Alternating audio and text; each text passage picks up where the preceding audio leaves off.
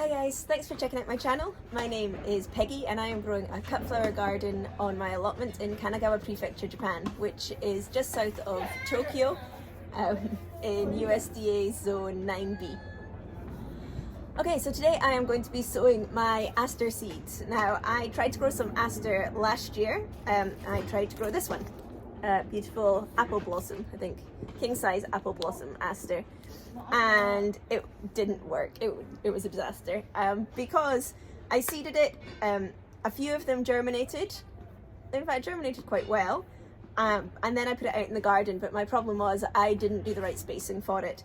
And I had planted it directly behind my gomphrena, which went mad. My gomphrena exploded, turned into a huge big bush, and just shaded this out, and so it didn't work. I ended up getting one tiny little stem that actually had white flowers on the top that were about that big. I did dry those and they dried really nicely, and I put them in one of my reeds over the autumn, but it wasn't what I was expecting. So I'm going to give it a go again this year. Now this year I'm going to try my apple blossom ones again, and then I bought 3 other ones. Now I must have ordered all my seeds at the same time, and it's a really overwhelming thing to do to decide what seeds that you want to buy. And I kind of got lost in all of them, and it turns out that I've ended up buying 3 that are very similar. They're all this kind of soft peachy colour, which isn't my usual choice of colour. I mean, it looks beautiful, but I've ended up going for 3 that are very, very similar, which I didn't do on purpose. But I'm going to plant them up because that's what I've got, and we'll see what kind of difference there is in them. So I have gone for Tower Chamois. I have a king size apricot, which looks a bit different. It's kind of a fuzzy one. It reminds me of a cactus dahlia, actually, or cactus zinnia. And I have the Duchess apricot as well. So these are what I'm going to plant up this year. Now, having learned my lesson from last year, I have changed my garden plan. And so my aster are going to go here, and they have a whole chunk to themselves with decent spacing, and hopefully will be next to my stock, which by the time these are coming around will be over and done with, and I'm actually going to replant that with some other things that won't be too tall, and my rudbeckia, which I think will be of similar size. So I'm hoping that I'm not going to have the same problem of these getting shaded out by bigger, bushier plants this time. And I've just given them a bit more space than I had last year anyway. So that's why I'm hoping that they're going to work better this year than they did last year. Oh, my hands are cold. Okay, so aster, I mean, they're absolutely beautiful. These big kind of billowy petals and things.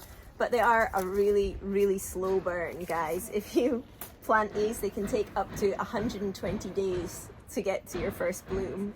So the earlier you can get these in, the better. You want to plant them 6 to 8 weeks before your last frost. So I'm actually a bit late because I'm in zone 9B. My last frost is actually in 4 weeks time, roughly. Sorry, they're doing construction behind me if you can hear the banging. Yeah, you want to get them in as 6 to 8 weeks before your last frost. Now, I'm a bit later than that, but it's still early February, so I should be okay. These are going to sit in your garden and not do very much for the whole summer. These guys like to spend the whole summer right up to the summer solstice doing just nothing, putting out leaves, and they'll get bigger and they'll put out their leaves, but it's not until the days actually start to shorten that you'll start to see buds coming up, and then they'll start to bloom kind of late July, early August. So they're really nice to pair with dahlia, stuff like that, that'll be blooming at the same time, but they will take up room in your garden all through the summer without actually putting up flowers until right at the end of the season. So just be aware of that. If you're planting these as a decorative flower in your garden, they are going to be foliage for the summer months and then bloom at the end. Also, you don't pinch your aster, and they are not cut and come again.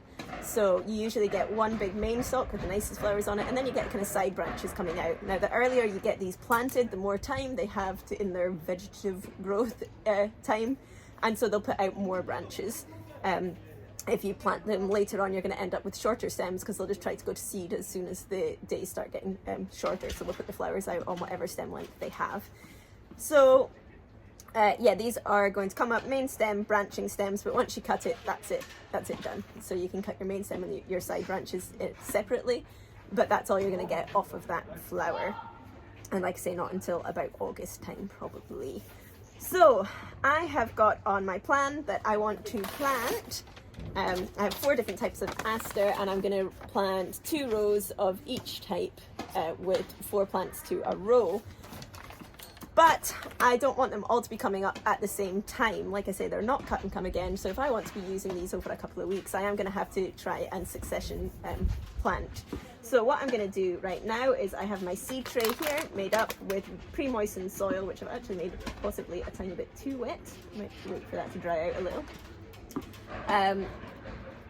I have got a seed tray here. This is a 25 cell tray. I am going to put 2 seeds in each tray, which will give me 10 of each plant. So that accounts for some not germinating or failing once they start to get going. So that will give me plenty of plants. And I am only going to plant 1 of each row here, and then once these get some height on them, I'm thinking around the end of March, beginning of April, so probably very late March, beginning of April, I will want to be getting these in the ground so that they get the longest growth period they can actually in the garden. But at that point I'm going to direct sow, because my last frost will be well gone. So when I plant these seedlings out in the garden, I will then direct sow my second row of these around the end of March, so that I am getting flowers right over from kind of mid-July hopefully to September time. This is just for my small cutting garden, which is very small. It's only 4 meters by 5 meters. So obviously adjust that to how many flowers you need and how big your garden is. But yeah, that's my plan, is do some now, let them grow on, and then when I put these in the garden, I will direct sow another line in the garden at that point. And hopefully that will give me lots and lots of pretty flowers, and not just the shaded out crispy one stem that I got last year. Albeit all peach flowers, because I didn't select them very well. Never mind. As I mentioned in my last video about sowing stock, it's really important, sowing snapdragons, it's really important that you read your packets. These are all very similar. Obviously it's the same plant, they're all China Asters, but these 3 are just direct sow on top of the soil. They don't need to be put in at all, but the apple blossom one likes to be covered in soil. So just make sure you're actually reading the instructions and not assuming that because they're the same plant, they all have the same sowing instructions. So this one likes to be not very deep, only ½ a centimeter under the soil, whereas these guys want to sit on top of the soil. And China Asters always like to have damp soils, so you're going to be spraying this quite often to make sure that the soil is damp, but they do not like to be root bound, so make sure that you are not leaving them in or planning for them to be in their trays for too long. They're pretty good sized seeds.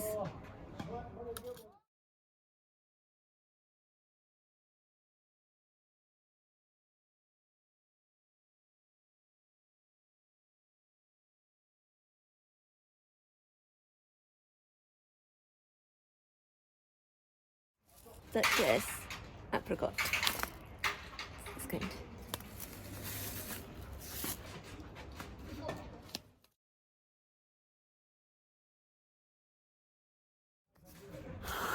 This is really hard to do because my hands are so cold.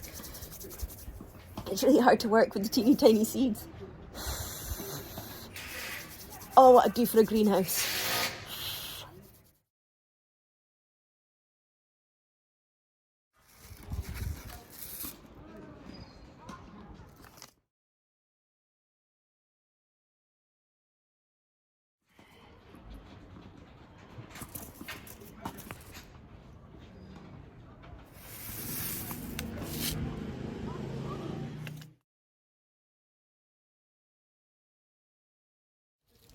Okay, so there we have it, all in. Some of them got 3 because my hands were too cold. I couldn't put in 2, they were too small. Although by far not the smallest seeds I've had to deal with, so it wasn't so bad. So now I am going to put these in a plastic bag to keep the humidity in. If you have a humidity dome, go for it, but I just use plastic bags, it's easier.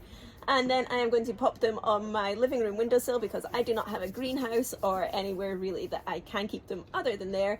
It is starting to get crowded. It now has my snapdragon and my stock sitting there, but I will put them there until they germinate, and then once they've germinated, I'll put them out in my little seed pod thing. The nights are getting warmer. Our Last frost date is usually February 28th, I think, so we're getting close to it.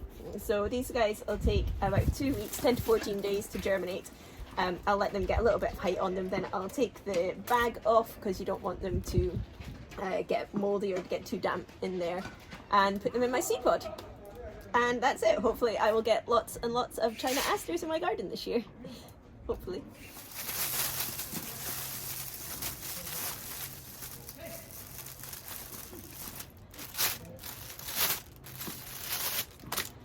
Okay, they're good to go. Remember to keep your soil moist, so I'm just going to use a misty thing to spray that down just whenever I feel that the soil's getting a bit dry, and keep them nice and damp and wait for them to pop up. So that's all for me for today.